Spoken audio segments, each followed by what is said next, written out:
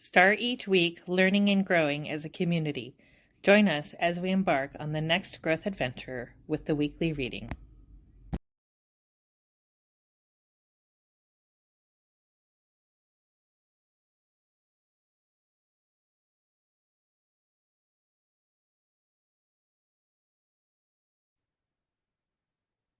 Hi, welcome back to the weekly reading. I'm Charlie. We're currently reading You Can Heal Your Life by Louise. We are on chapter 2 this week. What is the problem? It is safe to look within. My body doesn't work.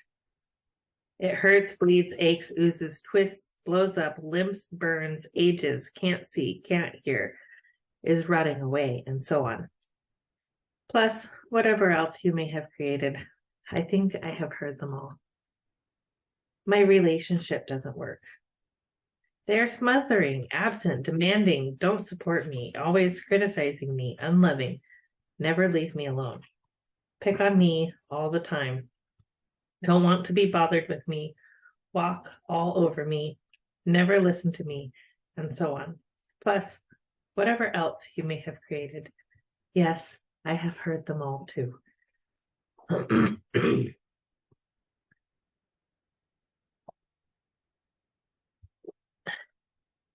My finances don't work. They are non-existent, seldom there, never enough, just out of reach. Go out faster than they come in, won't cover the bills, slip through my fingers, and so on. Plus, whatever else you may have created. Of course, I have heard them all. My life doesn't work. I never get to do what I want to do. I can't please anyone. I don't know what I want to do. There's never enough time for me. My needs and desires are always left out. I'm only doing this to please them. I am just a doormat. Nobody cares what I want to do. I have no talent. I can't do anything right. All I do is procrastinate. Nothing ever works for me, and so on. Plus, whatever else you have created for yourself. All these things I have heard and more. Whenever I ask a new client what is going on in his or her life, I usually get one of the above answers, or maybe several of these answers. They really think they know the problem, but I know these complaints are only outer effects of inner thought patterns. Beneath the inner thought patterns is another deeper, more fundamental pattern that is the basis of all the outer effects. I listen to the words they use as I ask some basic questions. What is happening in your life?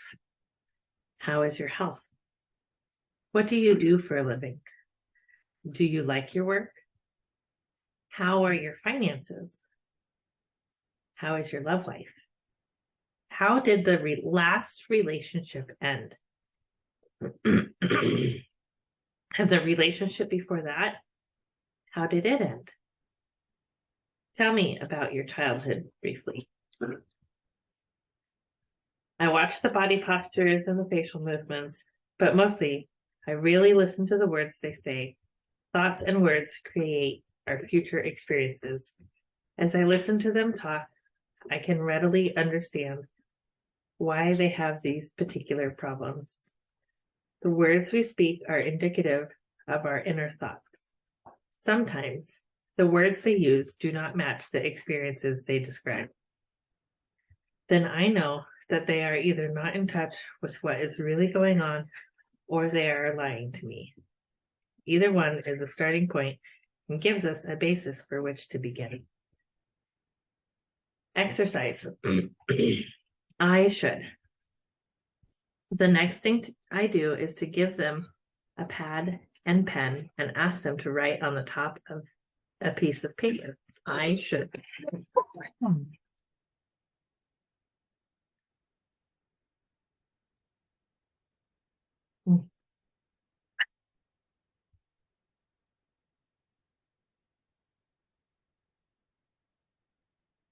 The next thing I do is to give them a pad and pen and ask them to write on the top of a piece of paper, I should.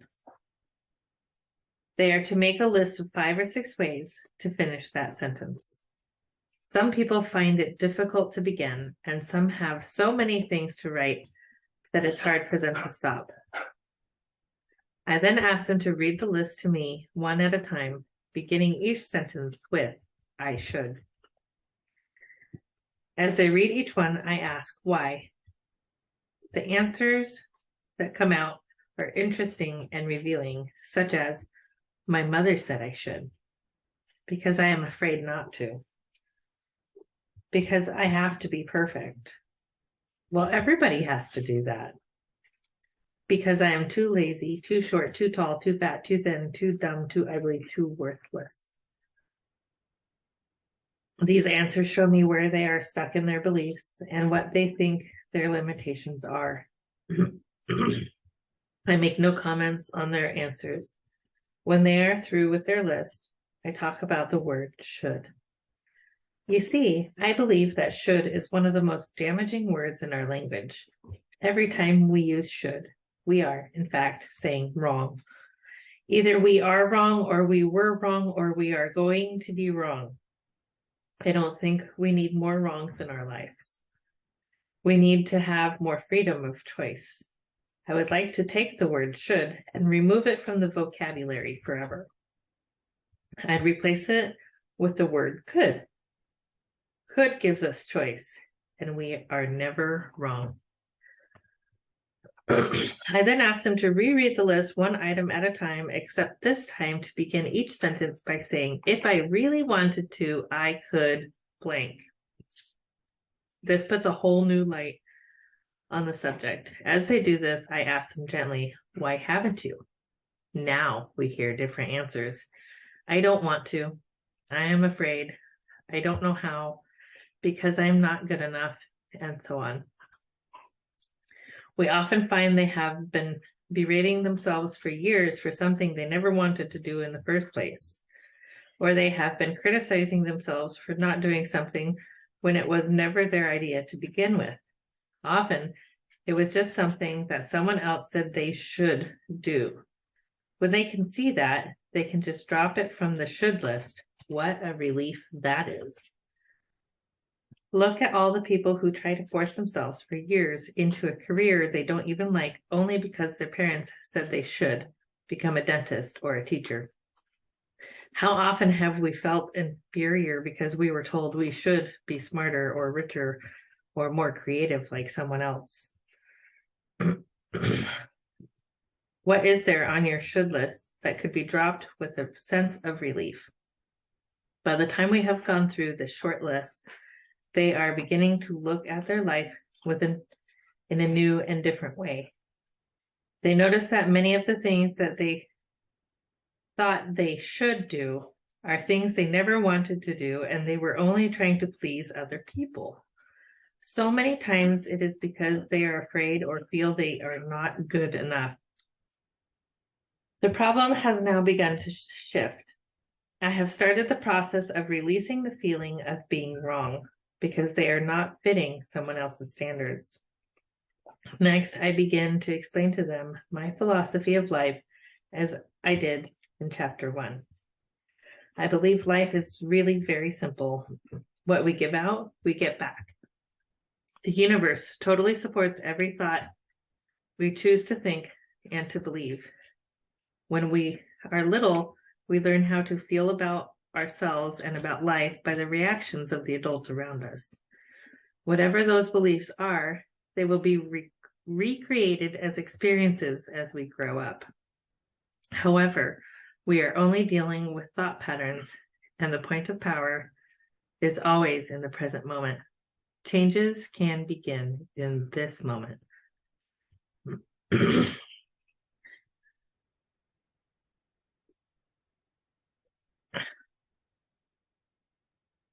Loving the self. I continue to explain that no matter what their problem seems to be, there is only one thing I ever work on with anyone, and this is loving the self.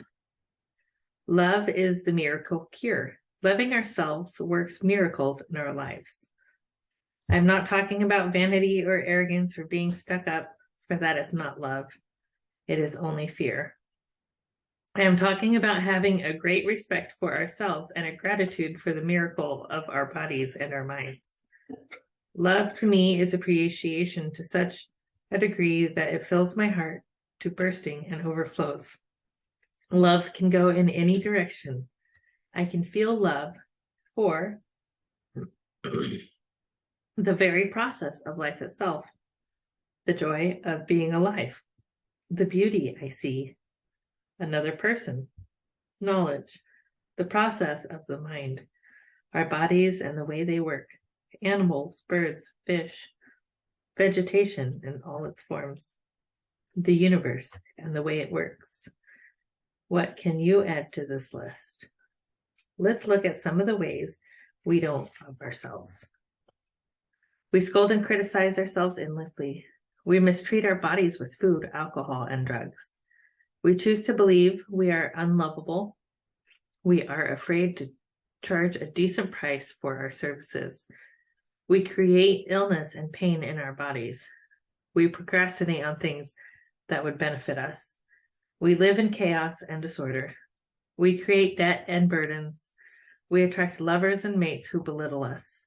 What are some of your ways? If we deny our good in any way, it is an act of not loving ourselves. I remember a client I worked with who wore glasses. One day, we released an old fear from childhood. The next day, she awakened to find her contact lenses were bothering her so much to wear. She looked around and found her eyesight was perfectly clear. Yet she spent the whole day saying, "I don't believe it. I don't believe it." The next day, she was back to wearing contacts. Our subconscious mind has no sense of humor. She couldn't believe she had created perfect eyesight. Lack of self-worth is another expression of not loving ourselves. Tom was a very good artist, and he had some wealthy clients who asked him to decorate a wall or two in their homes. Yet somehow he was always behind in his own bill paying. His original quote was never enough to cover the time involved to complete the work. Anyone who gives a service or creates a one-of-a-kind product can charge any price. People with wealth love to pay a lot for what they get. It gives them more value. For more examples, our partner is tired and grouchy. We wonder what we have done wrong to cause it. He takes us out once or twice and never calls again. We think something must be wrong with us. Our marriage ends and we are sure we are a failure. We are afraid to ask for a raise. Our bodies do not match those in Gentleman's Quarterly or Vogue magazine, and we feel inferior. We don't make the sale or get the part, and we are sure we are not good enough. We are afraid of intimacy and allowing anyone to get too close, so we have anonymous sex. We can't make decisions because we are sure they will be wrong. How do you express your lack of self-worth? The perfection of babies. How perfect you were when you were a tiny baby. Babies do not have to do anything to become perfect. They already are perfect, and they act as if they know it. They know they are the center of the universe. They are not afraid to ask for what they want. They freely express their emotions. You know when a baby is angry. In fact, the whole neighborhood knows. You also know when babies are happy, for their smiles light up a room. They are full of love. Tiny babies will die if they do not get love. Once we are older, we learn to live without love, but babies will not stand for it. Babies also love every part of their bodies, even their own feces. They have incredible courage. You were like that. We were all like that. Then we began to listen to adults around us who had learned to be fearful, and we began to deny our own magnificence. I never believe it when clients try to convince me how terrible they are or how unlovable they are. My work is to bring them back to the time when they knew how to really love themselves. Exercise. Mirror. Next, I ask clients to pick a small mirror, look into their own eyes and say their names, and love and accept you. Blah, blah, blah, blah, blah, blah, blah.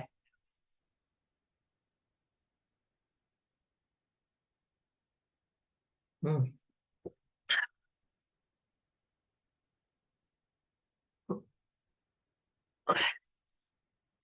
Exercise. Mirror.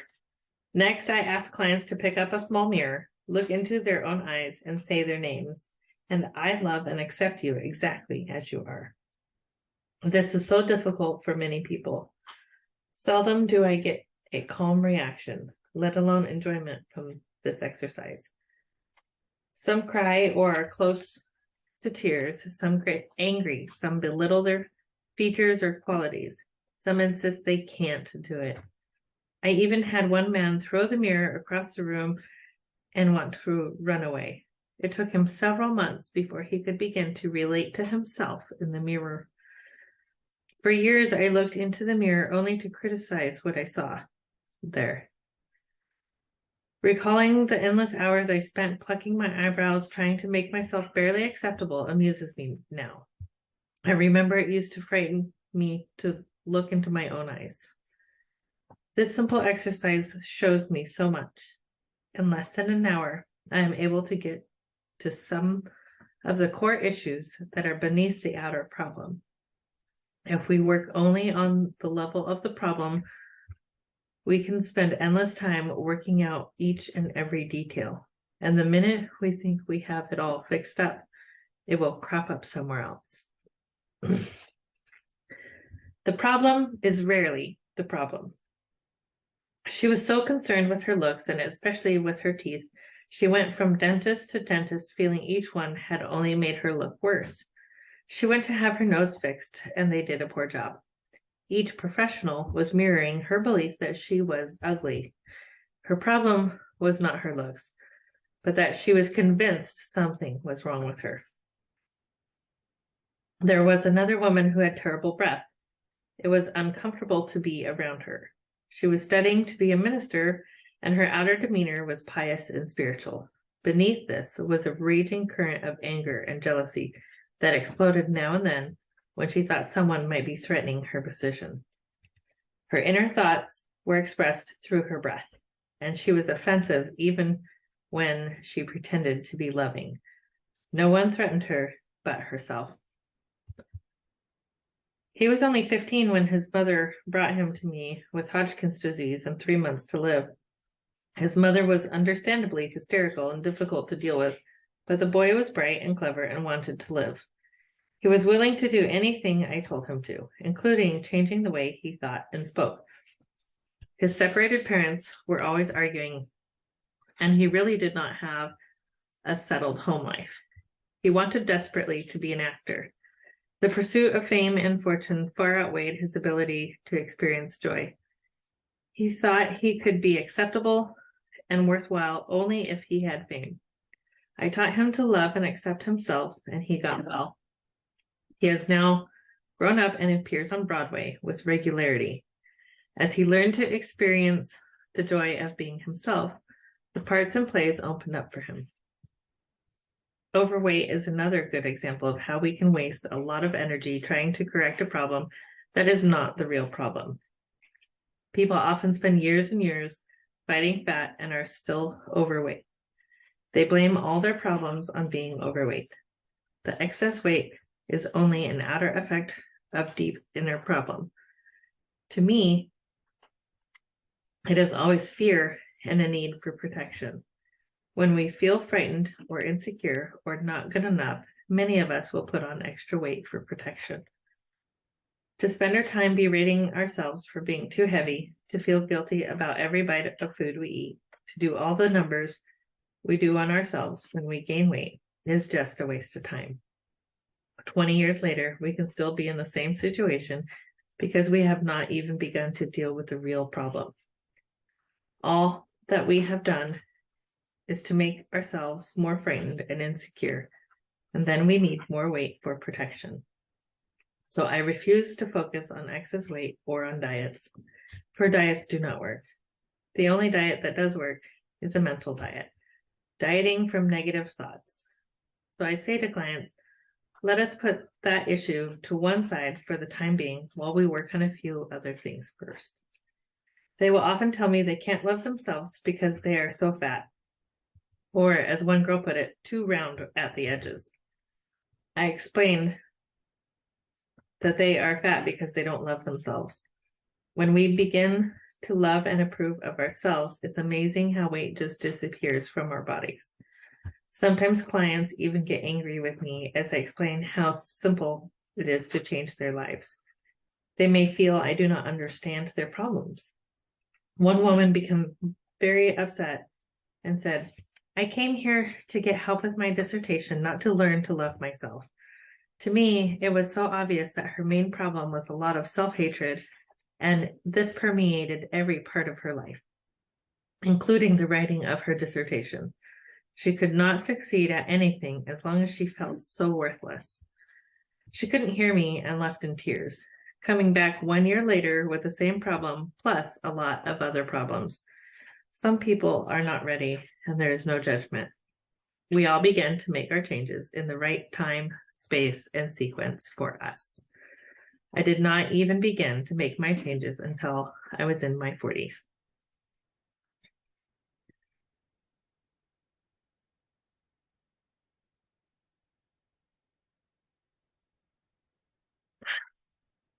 The real problem. So here is a client who just looked into the harmless little mirror, and he or she is all upset. I smile with delight and say, good, now we are looking at the real problem. Now we can begin to clear out what is really standing in your way. I talk more about loving the self, how far, for me, loving the self becomes with never, ever criticizing ourselves for anything. I watch their faces as I ask them if they criticize themselves. Their reactions tell me so much. Well, of course I do. All the time. Not as much as I used to. Well, how am I going to change if I don't criticize myself? Doesn't everyone?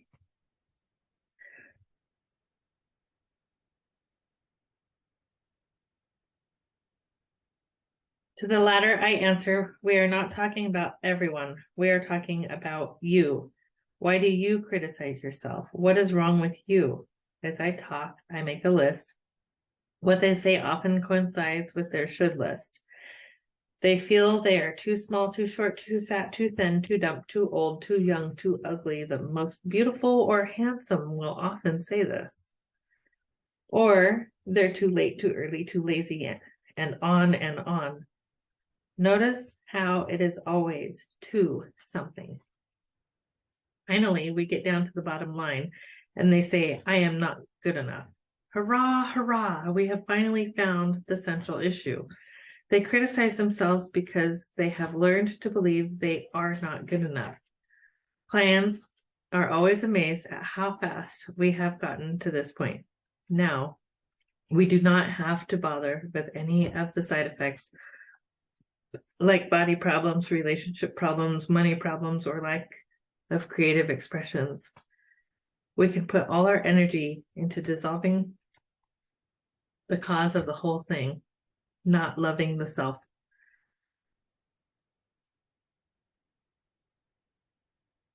In the infinity of life where I am, all is perfect, whole, and complete. I am always divinely protected and guided. It is safe for me to look within myself. It is safe for me to look into the past. It is safe for me to enlarge my viewpoint of life. I am far more than my personality, past, present, or future. I now choose to rise above my personality problems, to recognize the magnificence of my being. I am totally willing to learn to love myself. All is well in my world.